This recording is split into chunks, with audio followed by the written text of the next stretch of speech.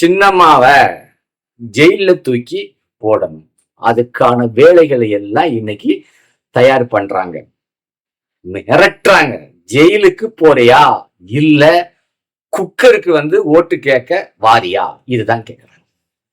நான் என்ன சொல்றோம்னா, சின்னம்மாவுக்கு கூடுதல் பாதுகாப்பு கண்டிப்பாக வேண்டும். ஏன்னா இந்த கொலகார பயிலுவோ என்னமும் செய்வான், எதையும் செய்வதற்கு அஞ்சவே மாட்டான், தயங்கவே மாட்டான். ஏன்னா அவன்கிட்ட கோடி கோடியா கொள்ளையடிச்சு பணமும் இருக்கு.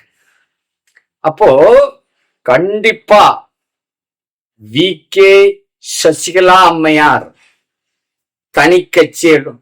தனிக்கட்சியில வேட்பாளர்களை போட்டியிட வைத்தால் ஜெயிக்க மாட்டாங்க. ஆனா ஓட்டுகள் பிரியும், சின்ன பின்னமாகும்.